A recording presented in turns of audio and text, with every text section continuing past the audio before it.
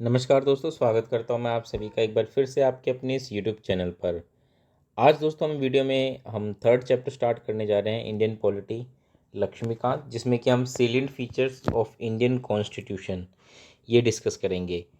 इस चैप्टर का ये पहला पार्ट है, जिसमें कि हम मेनली 5 to 6 इम्पॉर्टेंट जो फीचर्स होंगे कॉन्स्टिट्यूशन को उसको डिस्कस करेंगे। क्योंकि ये चैप्टर काफ़ी लंबा है और हम क्योंकि डिटेल में इस चीज़ को जानने की कोशिश कर रहे हैं, तो वीडियो ज़्यादा लंबी ना हो इसलिए हमने इसको पार्ट्स में डिवाइड कर दिया है।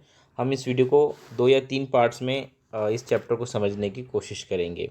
अभी तक हम 2 चैप्टर डिस्कस कर चुके हैं, जिसमें कि हमने पहले चैप्टर में हिस्टोरिकल बैकग्राउंड्स समझे थे, जो हमारी कॉन्स्टिट्यूएंट असेंबली है और जो कॉन्स्टिट्यूशन है उसका हिस्टोरिकल बैकग्राउंड जाना। उसके बाद हमने making of the Indian constitution उस पर बात की, जिसमें कि हमने देखा किस तरीके से कॉन्स्टिट्यूशन असेंबली बनी, किस तरीके से उन्होंने फंक्शन किया, और ये सारी चीज़ें हमने डिस्कस की।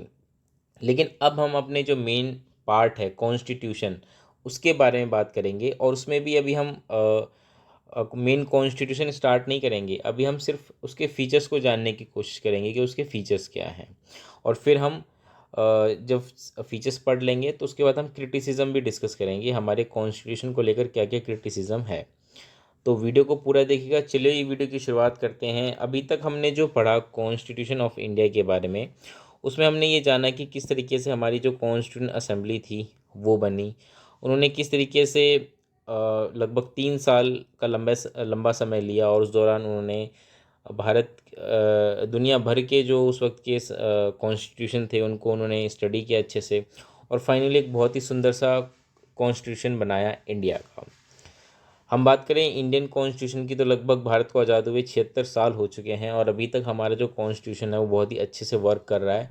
और क्योंकि इंडिया पूरे कह सकते हैं वर्ल्ड की लार्जेस्ट डेमोक्रेटिक कंट्री है, और ऐसे देश में जो अगर हमारा कॉन्स्टिट्यूशन इतने अच्छे से वर्क कर रहा है, इसका मतलब हमारा जो कॉन्स्टिट्यूशन है वो बाकी देशों से काफ़ी अलग है। तो क्या ऐसी चीज़ें हैं जो उसको अलग करती हैं, वो हम डिस्कस करेंगे।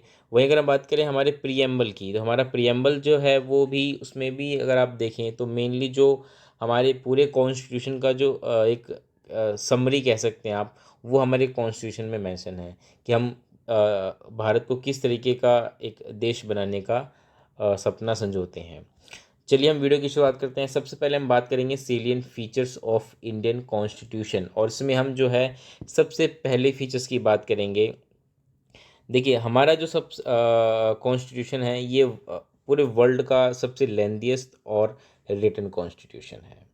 तो मैं आपको बता दूं कि जो कॉन्स्टिट्यूशन होते हैं मेनली पूरी दुनिया में, जो कॉन्स्टिट्यूशन है वो 2 तरीके के ही हैं, एक है रिटन और दूसरा है अनरिटन। रिटन जैसे यूएसए का हो गया, इंडिया का हो गया, और अनरिटन अगर मैं बात करूं तो जैसे जो ब्रिटिश कॉन्स्टिट्यूशन है वो अनरिटन कॉन्स्टिट्यूशन है। अब यहाँ पे अनरिटन होने का क्या मतलब है? क्या इसका कोई वजूद नहीं है? क्या वो एग्जिस्ट नहीं करती?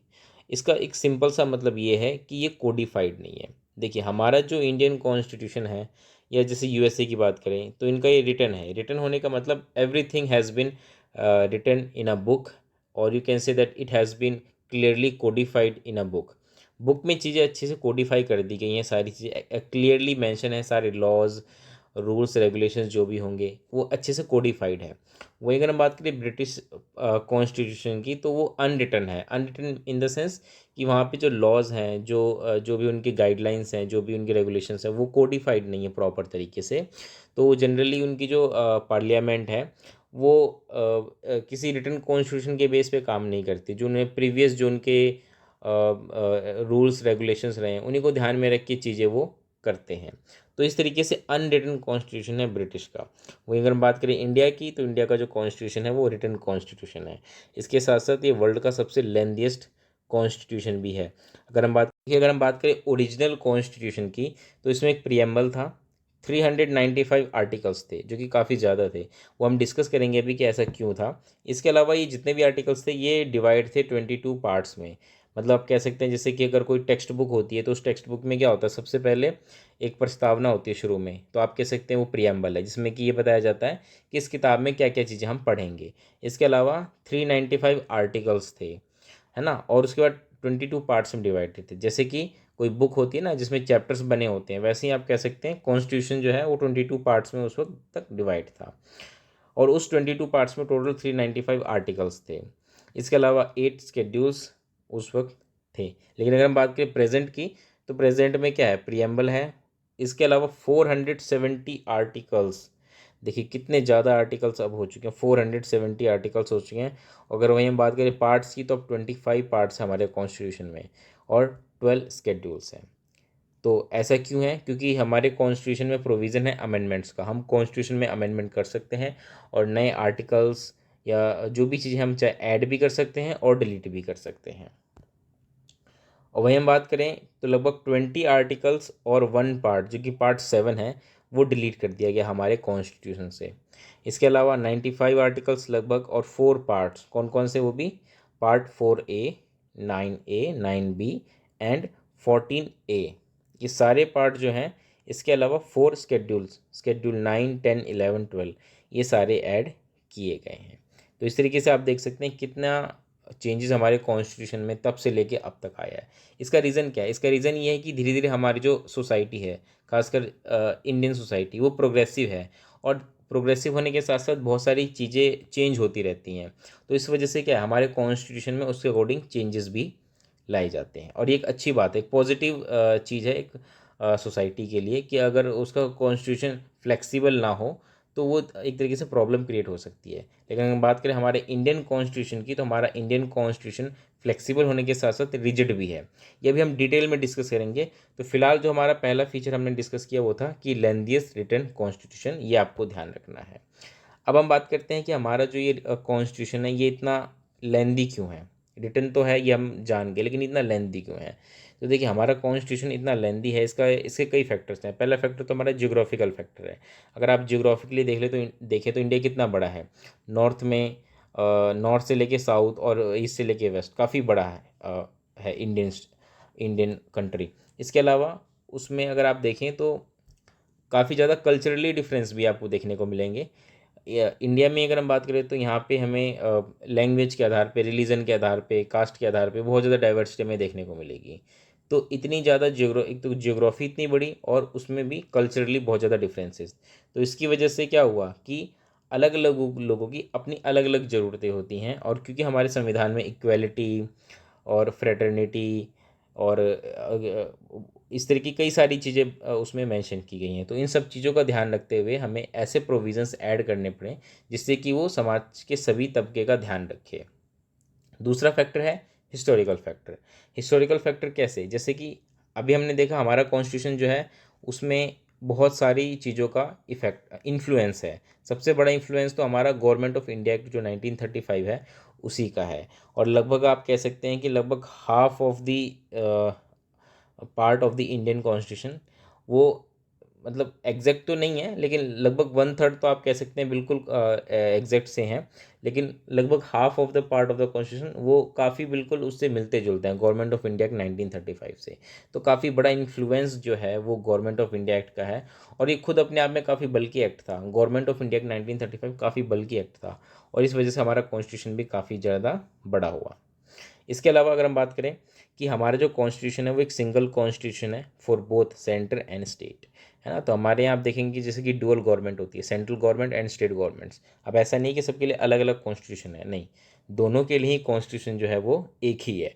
अब क्योंकि एक ही कॉन्स्टिट्यूशन है और दोनों ही दो तरह की गवर्नमेंट है, सेंट्रल एंड स्टेट, तो उन सबके एडमिनिस्ट्रेटिव प्रोविजंस, ठीक है, सबके अपने पावर्स, इस तरह की सारी चीज़ें उसमें कॉन्स्टिट्यूशन में डिटेल में बताई गई हैं। तो इस वजह से भी हमारा कॉन्स्टिट्यूशन जो है वो काफ़ी बड़ा हो गया है। फोर्थ पॉइंट अगर हम बात करें तो डोमिनेंस ऑफ लीगल ल्यूमिनरीज, जैसे कि हमने पढ़ा भी था जब हम कॉन्स्टिट्यूशन असेंबली के बारे में पढ़ रहे थे, उस वक्त हमने देखा था कि किस तरीके से हमारी जो असेंबली थी वो मेनली लॉयर और पॉलिटिकल लॉयर जो डोमिनेंस वहाँ पे बहुत ज़्यादा था उसमें। तो उस वजह से क्या हुआ, उस वजह से हमारा जो कॉन्स्टिट्यूशन है उसका जो आप कह सकते हैं जो कॉन्स्टिट्यूशन हमारा लिखा गया वो काफ़ी ज़्यादा एक तरीके से लीगली है, लीगल जो लैंग्वेज होती है उसमें लिखा गया, चीज़ें बहुत ज़्यादा क्लियरली डिटेल में लिखी गई। क्योंकि क्या होता है लीगल, जब हम कोई भी अगर आप लीगल डॉक्यूमेंट वगैरह देखें तो उनमें क्या होता है, चीज़ें क्लियर होती हैं ताकि कोई कन्फ्यूज़न ना रहे। क्योंकि जैसे ही कोई कन्फ्यूज़न होती है, कोई डिफरेंट मीनिंग निकलता है किसी चीज़ का, तो वहाँ पे कन्फ्लिक्ट पैदा हो जाता है। तो इन चीज़ों को ध्यान में रखते हुए कॉन्स्टिट्यूशन में हर एक चीज़ क्लियरली मेंशन की गई, और उसका रीज़न ये था कि हमारे जो कॉन्स्टिट्यूंट असेंबली थे उसमें बहुत ज़्यादा लीगल ल्यूमिनरीज थे। इसके अलावा फिफ्थ पॉइंट अगर मैं बताऊं आपको, तो वो ये था कि हमारा जो कॉन्स्टिट्यूशन है इसमें फंडामेंटल प्रिंसिपल्स भी हैं गवर्नेंस के। इसके अलावा डिटेल्ड एडमिनिस्ट्रेटिव प्रोविजंस भी हैं। मतलब गवर्नमेंट की जो फंडामेंटल प्रिंसिपल्स होंगे, जैसे कि डिवीज़न ऑफ पावर हो गया, है ना, और फेडरलिज्म हो गया, ये सारी चीज़ें उसमें हमें देखने को मिलती हैं गवर्नेंस में। लेकिन डिटेल एडमिनिस्ट्रेटिव प्रोविजंस भी हैं, जैसे कि यूपीएससी जो कि मेनली ऑफिसर्स अपॉइंट करती है, इलेक्शंस कैसे होंगे, जीएसटी काउंसिल हो गया, ये सारी चीज़ें जो एडमिनिस्ट्रेटिव प्रोविजंस हैं वो भी हमारे कॉन्स्टिट्यूशन में लिखी गई हैं। तो इस वजह से क्या है कि हमारा कॉन्स्टिट्यूशन काफ़ी बल्कि हो गया। इसके अलावा बहुत सारे ऐसे मैटर्स जो कि आज की जो मॉडर्न डेमोक्रेटिक कंट्रीज़ हैं जिन्होंने अपने कॉन्स्टिट्यूशन में इसको ऐड नहीं किया, लेकिन हमारे कॉन्स्टिट्यूशन ने उस चीज़ों को भी अपने अंदर इंक्लूड किया है। तो इन सब फैक्टर्स की वजह से क्या हुआ, हमारा जो कॉन्स्टिट्यूशन है वो काफ़ी बल्कि हो गया। नेक्स्ट जो प्रोविज़न है वो ये है कि ड्रॉन फ्रॉम वेरियस सोर्सेज। देखिए, ड्रॉन फ्रॉम वेरियस सोर्सेज ये फीचर भी है, और कई लोग क्रिटिसाइज़ भी करते हैं इस चीज़ को, कहते हैं कि हमारा जो कॉन्स्टिट्यूशन है वो जनरली क्या है, वो तो दूसरे देशों की कॉपी कर रखी है हमने। इस तरीके से लोग क्रिटिसाइज़ करते हैं हमारे कॉन्स्टिट्यूशन को। लेकिन खुद डॉक्टर बी आर अम्बेडकर इस चीज़ को क्लियर करते हैं और प्राउडली ये बात कहते हैं कि जो इंडियन कॉन्स्टिट्यूशन है वो बनाया गया है after then sinking all the non constitution of the world. मतलब उस समय दुनिया के जितने भी कॉन्स्टिट्यूशन थे उनको अच्छे से पढ़ा जाना, और उनकी जो अच्छी पॉजिटिव बातें थी उनको निकाल के हमने अपने कॉन्स्टिट्यूशन में ऐड किया। अब हो सकता है कुछ लोग इसको कॉपी कहेंगे, लेकिन ये कॉपी नहीं है। ये क्या है, हम अच्छी चीज़ों को अपने पास ले रहे हैं, और अगर हम किसी अच्छी चीज़ को अपने अंदर ले रहे हैं तो उसमें कोई बुराई नहीं है। और देखिए, ऐसा कहा भी जाता है कि अगर हम अ, खुद की ही एक्सपीरियंस से सारी चीज़ें करने लग जाएं तो शायद हमारी लाइफ जो है बहुत ही छोटी होगी सारे काम करने के लिए। मतलब life is too short to learn everything from own mistake. अगर हम खुद की गलतियों से ही सारी चीज़ सीखने लग जाएं तो हमारा जीवन काफ़ी छोटा पड़ जाएगा। तो ऐसा कहा जाता है, और अगर हम इसी चीज़ को ध्यान में रखें तो अगर हम एक एक्सपेरिमेंट के तौर पे एक नई चीज़ इंट्रोड्यूस कर दें और कल को मान लीजिए वो चीज़ ना चले, तो क्या होगा। देश तो वैसे ही अभी गुलामी से आज़ाद हुआ है, और वो फिर कहीं दूसरे गलत हाथों में ना चला जाए।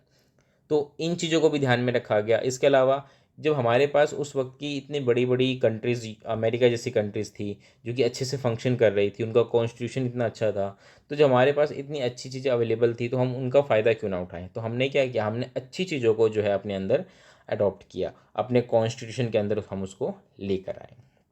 इसके अलावा सबसे बड़ा, जैसा कि हमने अभी डिस्कस भी किया, कि गवर्नमेंट ऑफ इंडिया एक्ट 1935, इसका सबसे बड़ा रोल है। मेन जो प्रोविजंस हैं हमारे कॉन्स्टिट्यूशन में वो हैं, एक तो जो फेडरल हमारा जो स्ट्रक्चर है वो, दूसरा judiciary, governor, emergency powers, public service commission, ये सारी चीज़ें गवर्नमेंट ऑफ इंडिया एक्ट से ली गई हैं। इसके अलावा जैसा कि मैंने भी बताया भी आपको कि लगभग half of the provisions are identical to और bear a close resemblance to the act of 1935। तो काफ़ी ज़्यादा सिमिलर चीज़ें हमें यहाँ पे देखने को मिलती हैं गवर्नमेंट ऑफ इंडिया एक्ट से। वहीं हम बात करें फिलोसफिकल पार्ट की, तो फिलोसफिकल पार्ट का मतलब क्या हुआ, फिलोसफिकल पार्ट का मतलब हुआ जैसे फंडामेंटल राइट्स, एनडीपीएसपी, ये हमारे कॉन्स्टिट्यूशन का फिलोसफिकल पार्ट है। और मेनली ये कहाँ से लिए गए, ये अमेरिकन एंड इरिश कॉन्स्टिट्यूशन से लिए गए हैं। वहीं हम बात करें पॉलिटिकल पार्ट, जैसे कि principle of cabinet government and the relations between the executive and the legislature, ये सब कहाँ से लिए गए, ये सब ब्रिटिश कॉन्स्टिट्यूशन से लिए गए हैं। वहीं हम बात करें अदर सोर्सेज की, तो जिसमें कॉन्स्टिट्यूशन ऑफ कनाडा है, ऑस्ट्रेलिया है, जर्मनी है, यूएसआर है, फ्रांस है, साउथ अफ्रीका है, जापान है। तो इन सब देशों से हमने कुछ ना कुछ चीज़ें ले रखी हैं। थर्ड इम्पॉर्टेंट फीचर जो हमारे कॉन्स्टिट्यूशन का है वो है, it's a blend of rigidity and flexibility. मतलब हमारा जो कॉन्स्टिट्यूशन है वो रिजिड भी है और फ्लेक्सिबल है, दोनों का मिक्सचर है। कैसे, अभी हम बात करेंगे। देखिए, रिजिड होने का मतलब क्या है, रिजिड होने का मतलब ये है कि ऐसा कॉन्स्टिट्यूशन जिसमें कि एक स्पेशल प्रोसीजर फॉलो किया जाता है अमेंडमेंट्स के लिए, और उसमें अमेंडमेंट्स करना बहुत मुश्किल होता है। जैसे अमेरिकन कॉन्स्टिट्यूशन की हम बात करें तो अमेरिकन कॉन्स्टिट्यूशन इतना ज़्यादा रिजिड है कि उसमें बहुत ही कम अमेंडमेंट्स अभी तक हुए हैं। वही हम बात करें फ्लेक्सिबल कॉन्स्टिट्यूशन की, तो ऐसा कॉन्स्टिट्यूशन जिसको कि ईजिली अमेंड किया जा सके। कैसे? कोई जैसे ऑर्डिनरी लॉ पास करते हैं ना, बिल्कुल वैसे ही इसको हम चेंज कर सकें।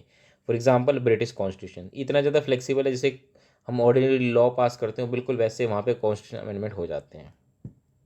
लेकिन हम बात करें इंडियन कॉन्स्टिट्यूशन की, तो इंडियन कॉन्स्टिट्यूशन जो है वो दोनों का सिंथेसिस है, दोनों के ही फीचर्स हमारे कॉन्स्टिट्यूशन में देखने को मिलते हैं। आर्टिकल 368 जो कि अमेंडमेंट ऑफ द कॉन्स्टिट्यूशन की बात करता है, उसमें क्लियरली दो टाइप्स के अमेंडमेंट मेंशन है। पहला तो है स्पेशल मेजोरिटी से, कि कुछ अमेंडमेंट्स हैं वो स्पेशल मेजोरिटी से ही होंगे। इस जैसे कि इसमें दे भी रखा है। स्पेशल मेजोरिटी का मतलब क्या है? स्पेशल मेजोरिटी का मतलब है 2/3 majority of the members of each house present and voting plus majority of the total membership of each house. तो ये तो हो गया स्पेशल मेजोरिटी। तो कई प्रोविजंस हो गए जो कि स्पेशल मेजोरिटी से ही आप उसमें चेंज कर सकते हैं, जैसे फंडामेंटल राइट्स हो गया, डीपीएसपी हो गया। इनमें अगर चेंज करना तो आपको अमेंडमेंट्स बाय स्पेशल मेजोरिटी ये लाना होगा, तभी हो पाएगा। सेकेंड है amendment by special majority plus ratification by half of total state. मतलब ये तो और भी ज़्यादा रिजिड हो गया। कैसे? कि स्पेशल मेजोरिटी से तो एक अमेंडमेंट होगा ही होगा, लेकिन उसके साथ साथ जो half of the total states हैं उनका रेटिफिकेशन भी होना ज़रूरी है, वो भी अपने लेजिस्लेटिव असेंबलीज में उनको पास करेंगे। तो ये किन चीज़ों में होगा? ये मेनली उन प्रोविजंस में लागू होगा जो कि फेडरल स्ट्रक्चर से रिलेटेड है। फेडरल स्ट्रक्चर से रिलेटेड है, जैसे कि मान लीजिए इलेक्शन ऑफ प्रेसिडेंट हो गया, है ना। ये सारी चीज़ें क्या हैं? ये सारी फेडरल स्ट्रक्चर से रिलेटेड हैं। तो इनमें अगर कोई भी चेंज करना होता है तो वहाँ पे फिर ये half of the total state जो है वो भी उनको रेटिफाई करेंगे, और स्पेशल मेजोरिटी तो चाहिए ही पार्लियामेंट की। तो इस तरीके से हमारे आर्टिकल 368 में मेंशन है दो तरह के अमेंडमेंट्स। इसके अलावा भी कुछ प्रोविजंस हैं हमारे कॉन्स्टिट्यूशन में जो कि कहते हैं सिंपल मेजोरिटी से हम उसको अमेंड कर सकते हैं। जैसे कि हमारा आर्टिकल 2, आर्टिकल 3 जो कि mainly creation of states related है। आर्टिकल 2 और आर्टिकल 3। आर्टिकल 2 तो कहता है कोई नया स्टेट अगर हम इनकॉर्पोरेट कर रहे हैं इंडियन यूनियन में, उससे रिलेटेड है। आर्टिकल 3 जो कि ऑलरेडी एग्जिस्टिंग स्टेट हैं उनके बाउंड्रीज़ में अल्टरेशन हो गया या उनके नेम में हमें कोई चेंज किया, उससे रिलेटेड है। तो इस तरह की चीज़ें अगर हम करते हैं तो उसके लिए कोई स्पेशल मेजोरिटी की जरूरत नहीं है, सिंपल मेजोरिटी से भी ये काम हो सकता है। इसके अलावा जैसे क्रिएशन ऑफ लेजिस्लेटिव काउंसिल हो गया इन स्टेट, कोरम हो गया पार्लियामेंट का, इन सब चीज़ों के लिए हमें सिंपल मेजोरिटी की ज़रूरत है, कोई स्पेशल मेजोरिटी की ज़रूरत नहीं है। तो इस तरीके से देखिए हमारे कॉन्स्टिट्यूशन में क्या है, हमारे कॉन्स्टिट्यूशन में रिजिडिटी भी है और फ्लेक्सिबिलिटी भी है। रिजिडिटी जैसे कि हमने देखा कि हमारा कॉन्स्टिट्यूशन में कुछ प्रोविज़न तो ऐसे हैं जो कि बहुत ही ज़्यादा रिजिड हैं, कि पार्लियामेंट तो उसको स्पेशल मेजोरिटी से पास करेगी ही करेगी, साथ में स्टेट भी रेटिफाई करे, हाफ ऑफ द स्टेट। उसके अलावा कुछ प्रोविज़न्स जो कि सिर्फ स्पेशल मेजोरिटी चाहिए उसके लिए, और कुछ नहीं चाहिए, और कुछ तो सिर्फ सिंपल मेजोरिटी से ही पास हो जाएंगे। तो इस तरीके से हमारा जो कॉन्स्टिट्यूशन है वो है blend of rigidity and flexibility, ये आपको ध्यान रखना है। Next and important, federal system with unitary बायस। यानी कि हमारा जो कॉन्स्टिट्यूशन है उसमें फेडरल भी है, फेडरल फीचर्स भी हैं, लेकिन साथ के साथ कई जगह हमारा जो कॉन्स्टिट्यूशन है उसमें ऐसे प्रोविजंस हैं जहाँ पे ये सिस्टम यूनिटरी हो जाता है। अब एक बार आपको फेडरल समझना पड़ेगा उसके लिए कि फेडरल क्या होता है और यूनिटरी क्या होता है।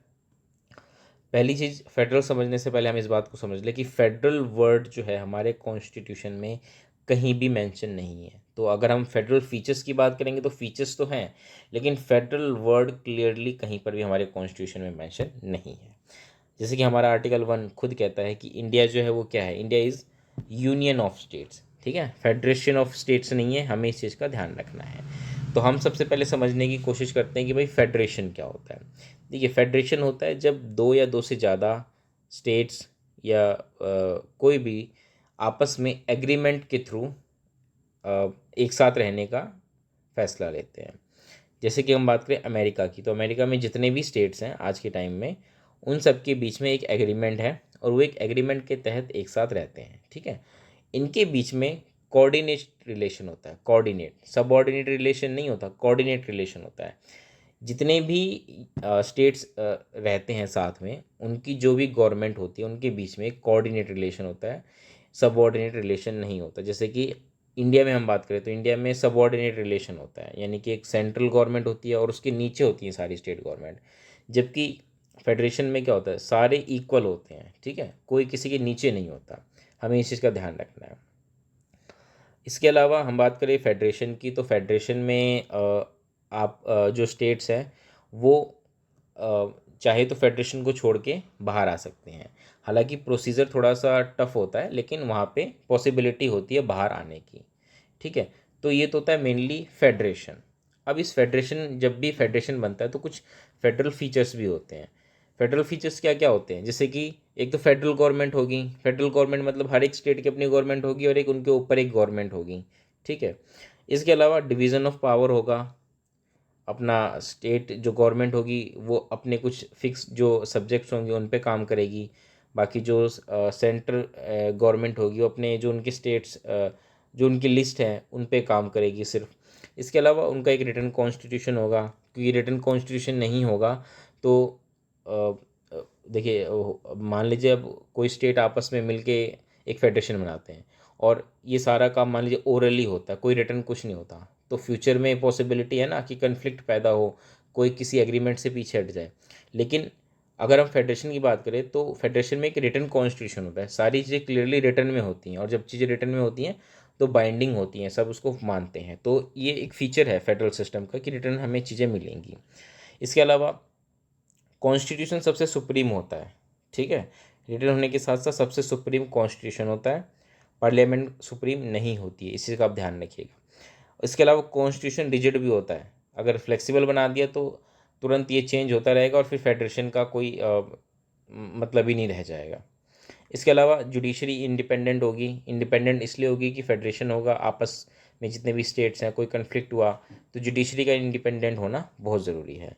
तो ये सारे फीचर्स जो होते हैं ये फेडरल सिस्टम के फीचर्स होते हैं। और वहीं अगर हम बात करें इंडिया की, तो इंडिया में भी ये सब फीचर्स हैं, जैसे कि फेडरल गवर्नमेंट है, सेंट्रल गवर्नमेंट है और उसके नीचे स्टेट गवर्नमेंट्स हैं। डिवीज़न ऑफ पावर्स हैं, जैसे कि हम जानते हैं 3 लिस्ट होती है, यूनियन लिस्ट, कॉन्करेंट लिस्ट और स्टेट लिस्ट होती है। स्टेट लिस्ट पे स्टेट गवर्नमेंट बनाती है लॉज। यूनियन जो लिस्ट सेंट्रल लिस्ट होती है उस पर सेंट्रल गवर्नमेंट बनाती हैं लॉज, और जो कॉन्करेंट होती है उस पर दोनों ही बना सकते हैं। तो इस तरीके से डिवीज़न ऑफ पावर होता है। रिटन कॉन्स्टिट्यूशन है इंडिया का, ये तो हमने सबसे पहले पढ़ा। इसके अलावा हमारा कॉन्स्टिट्यूशन जो है सुप्रीम है, हमारी पार्लियामेंट सुप्रीम नहीं है। ब्रिटेन में हम बात करें तो ब्रिटेन में वहाँ पे पार्लियामेंट सुप्रीम होती है, ठीक है। वहीं हम बात करें हमारा कॉन्स्टिट्यूशन रिजिड भी है लेकिन फ्लेक्सिबल भी है, ठीक है। तो रिजिड भी है तो एक गुण तो है फेडरेशन का। इसके अलावा इंडिपेंडेंट जुडिशरी है हमारे यहाँ भी, हमारे यहाँ बिल्कुल इंटीग्रेटेड और इंडिपेंडेंट जुडिशरी। इंडिपेंडेंट कैसे है कि उनके जो अपॉइंटमेंट्स होते हैं, रिमूवल्स होते हैं, उनमें एग्जीक्यूटिव का रोल बहुत ही कम होता है, बल्कि ना के बराबर होता है। उनका खुद का अपना कोलिजियम सिस्टम होता है जिसके थ्रू होते हैं। इसके अलावा उनकी सैलरीज वगैरह कंसोलिडेटेड फंड ऑफ इंडिया वहाँ से चार्ज होती हैं, फिक्स टेन्योर होता है ना। ये सारी चीज़ें होती हैं। उनके जो प्रोसीजर्स होते हैं उनको हम पार्लियामेंट अपने प्रोसीडिंग्स में डिस्कस नहीं कर सकती। तो ये सारी चीज़ें जो हैं मेंशन है, इसकी वजह से हमारी जो जुडिशरी है वो इंडिपेंडेंट है। इसके अलावा बाईकैमरलिज्म भी हमारे यहाँ देखने को मिलता है। बाईकैमरलिज्म इसलिए देखने को मिलता है क्योंकि हमारे यहाँ पार्लियामेंट्री सिस्टम ऑफ गवर्नमेंट है। तो ये सारा देख सकते हैं आप, ये सारे कुछ फेडरल फीचर्स हैं। अब फेडरल फीचर्स होने के बावजूद भी हमारा जो देश है वो फेडरेशन नहीं है, क्योंकि हमारे कॉन्स्टिट्यूशन में ये चीज़ें लिखी नहीं है। हमारे कॉन्स्टिट्यूशन में लिखा है यूनियन, हमारा देश जो है वो यूनियन ऑफ स्टेट है। तो यूनियन ऑफ स्टेट बनाने का बहुत बड़ा कारण था, डॉक्टर B.R. अम्बेडकर उस वक्त उनके पास ऑप्शन था कि वो मतलब किस तरीके का कॉन्स्टिट्यूशन बनाए, यूनियन बनाए या फेडरल बनाए या कॉन्फेडरेशन रखें। तो उन्होंने कहा कि हम यूनियन रखेंगे, ठीक है। यूनियन रखने का कई रीज़न था। देखिए रीज़न ये था, सबसे पहले हम बात कर लेते हैं कि यूनिटरी फीचर्स होते क्या क्या हैं। देखिए यूनिटरी फीचर्स तो सबसे पहले तो सेंटर स्ट्रांग होती है। सेंटर स्ट्रांग होती है इसका मतलब ये है कि कोई भी जैसे इमरजेंसी प्रोविजंस हो गया या कुछ हमने जैसे बात करी स्टेट लिस्ट, सेंट्रल लिस्ट और जो कॉन्करेंट लिस्ट है, इसके अलावा एक रेसिडुअल पावर्स भी होते हैं, जो ऐसे सब्जेक्ट्स जो क्लियरली डिफाइंड नहीं होते, किसी लिस्ट में नहीं होते, उन पर सेंटर बनाती है लॉ, ठीक है। तो ये कुछ ऐसी चीज़ें हैं जिसकी वजह से हमारी जो सेंटर है वो स्ट्रॉन्ग है, ठीक है। इसके अलावा सिंगल कॉन्स्टिट्यूशन है हमारा। सिंगल कॉन्स्टिट्यूशन सेंटर और स्टेट दोनों के लिए एक है, जबकि अमेरिका में जाएंगे तो वहाँ पे आपको अलग अलग मिलेगा। सिंगल सिटीजनशिप है हमारे यहाँ। आप किसी भी स्टेट में बॉर्न हो, आपका जन्म कुछ भी हो, आप सिर्फ इंडिया के सिटीजन्स कहलाएंगे। हमारा कॉन्स्टिट्यूशन फ्लेक्सिबल भी है, जैसे कि हमने देखा। इंटीग्रेटेड जुडिशरी है हमारे यहाँ पे। इंटीग्रेटेड जुडिशरी कैसे है? हमारे यहाँ जो जुडिशरी है, सेंटर लेवल पर भी आप कह सकते हैं टॉप लेवल पे सुप्रीम कोर्ट है, उसके नीचे हाई कोर्ट्स हैं हर स्टेट में, और उनके नीचे जो है सबऑर्डिनेट कोर्ट्स आ जाते हैं। ठीक है, तो इस तरीके से इंटीग्रेटेड जुडिशरी है। जो सुप्रीम कोर्ट हो गई या हाई कोर्ट हो गई, कोई भी कोर्ट हो गए, ये दोनों तरह के लॉज को इम्प्लीमेंट करवाते हैं, चाहे वो सेंट्रल लॉज हों चाहे वो स्टेट लॉज हों। ठीक है, लेकिन अगर यूएसए की बात करेंगे तो वहाँ पे जो वहाँ की जो फेडरल कोर्ट है वो सिर्फ जो फेडरल गवर्नमेंट है उनके लॉज को फॉलो करती है। वहाँ की जो स्टेट कोर्ट होगी, जो मतलब जो हाई कोर्ट्स वहाँ की होगी अमेरिका की, वो उनके जो स्टेट के जो लॉज होंगे उनको फॉलो करती है। तो इस तरीके से वहाँ पे हमें इंटीग्रेटेड जुडिशरी देखने को नहीं मिलती।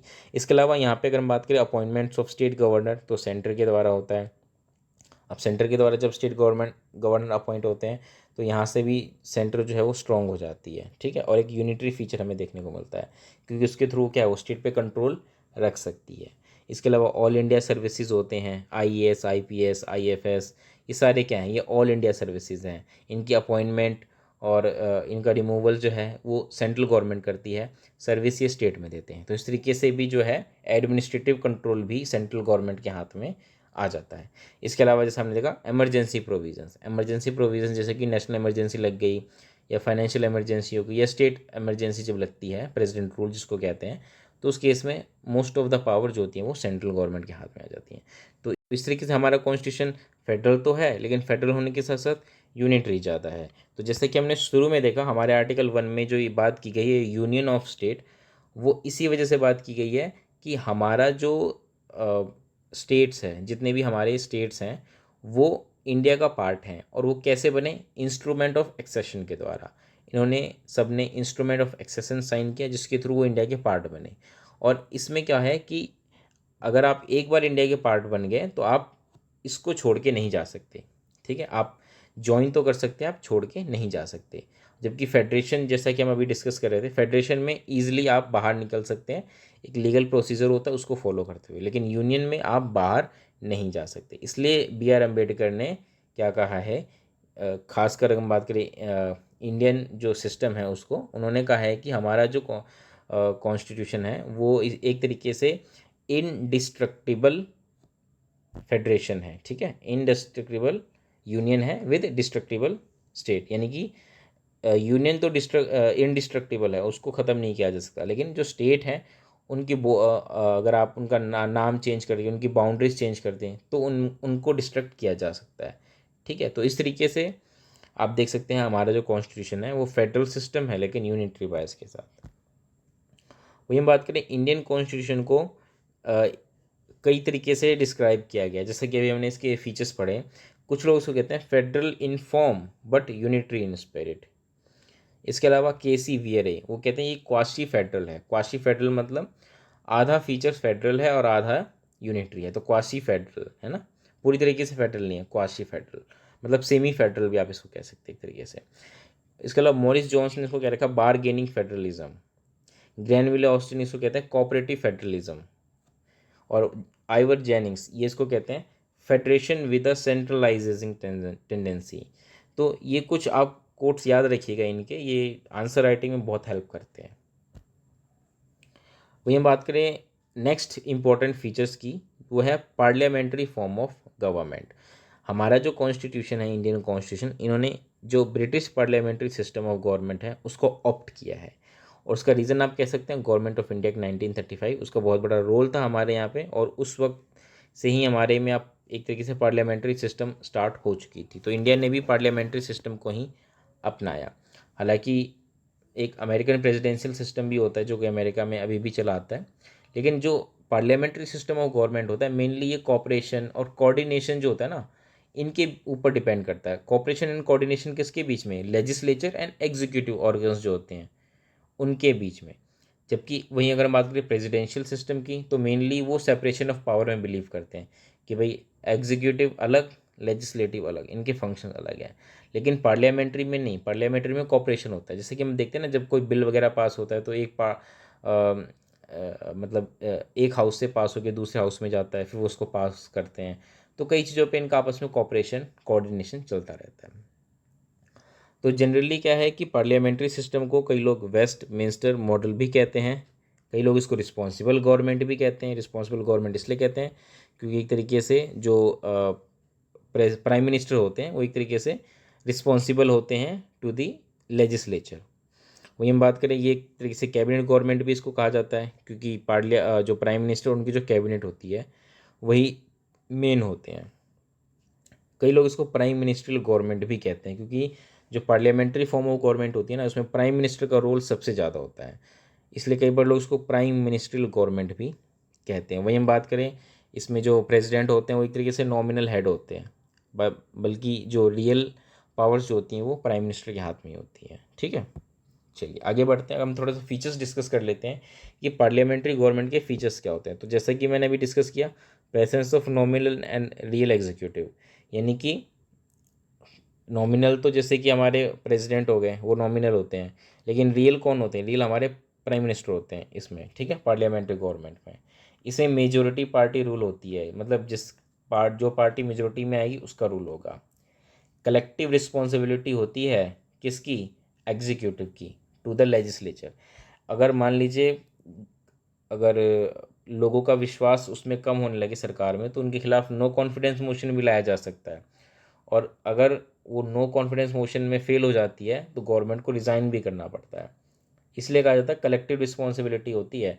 और जब रिज़ाइन होता है तो ऐसा नहीं सिर्फ एक ही मेंबर कैबिनेट का या सिर्फ प्राइम मिनिस्टर रिज़ाइन करेंगे, पूरी कैबिनेट रिज़ाइन करती है। तो कलेक्टिव रिस्पॉन्सिबिलिटी इसीलिए होती है।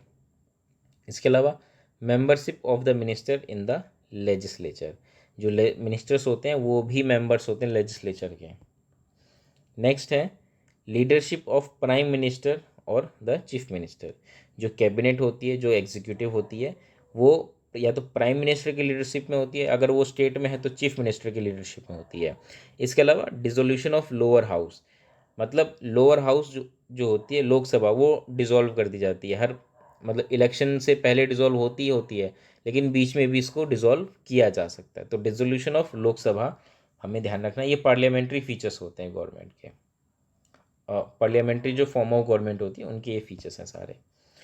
अब हम बात करते हैं थोड़ा सा कि Indian parliamentary form of government and British parliamentary system, इनमें क्या कोई डिफरेंस है या बिल्कुल एज इट इज़ है? तो देखिए, जो Indian parliamentary form of government है और जो ब्रिटिश है, उनमें बहुत ज़्यादा डिफरेंस है। मेन दो डिफरेंस मैं आपको बताना चाहूँगा। सबसे पहला तो ये है कि हमारी जो इंडियन पार्लियामेंट है वो एक सॉवरेन बॉडी नहीं है। ठीक है, वहीं हम बात करें ब्रिटिश पार्लियामेंट की, तो एक सॉवरेन बॉडी है। इसका रीज़न क्या है? इसका रीज़न अभी हम डिस्कस करेंगे, लेकिन उससे पहले हम सेकंड पॉइंट को डिटेल में डिस्कस करते हैं। सेकंड पॉइंट है कि Indian state has an elected head. जैसे कि हमारे यहाँ प्रेसिडेंट भी होते हैं, वो इलेक्टेड होते हैं, उनका इनडायरेक्ट इलेक्शन होता है। एमपीज़ एमएलएज़ उनको अपने जो वोटिंग राइट्स होते हैं उसके हिसाब से उसको वो वोट देते हैं। लेकिन वहीं बात करें ब्रिटिश में, तो ब्रिटिश में जो वहाँ की जो हेड होती है, जो वहाँ के भी मोनार्की, जैसा कि हमें पता है वहाँ पे मोनार्की है, तो वहाँ पे जो हेड होती है वो हेरिडिटरी होती है ना। तो जो क्वीन है वहाँ की वो हेरिडिटरी है, लेकिन इंडिया में ऐसा नहीं है। इंडिया में जो हेड है वो रिपब्लिक है, इलेक्टेड है, उनका इलेक्शन होता है। अब हम फर्स्ट पॉइंट को डिस्कस करते हैं डिटेल में कि Indian parliament is not a sovereign body. Why? ऐसा क्यों है? क्या हम अभी भी किसी और के अंडर काम करते हैं? तो इसका जवाब ऐसा बिल्कुल नहीं है। सबसे पहले तो आपको सॉवरेन होने का मतलब पता होना चाहिए। देखिए, सॉवरेन होने का मतलब सिंपल सा ही होता है कि आ, आपके ऊपर कोई और सुप्रीम अथॉरिटी नहीं है। आप इंडिपेंडेंट हैं अपने डिसीज़न लेने में, और आप अपने प्रिंसिपल्स, है ना, अपनी जो भी पॉलिसीज़ होती हैं वो खुद तय कर सकते हैं। तो ऐसा क्यों कहा जाता है कि इंडियन पार्लियामेंट सोवरेन बॉडी नहीं है? देखिए, इंडियन पार्लियामेंट सोवरेन बॉडी नहीं है, इसका रीज़न ये है कि इंडियन पार्लियामेंट से सुप्रीम है इंडियन कॉन्स्टिट्यूशन।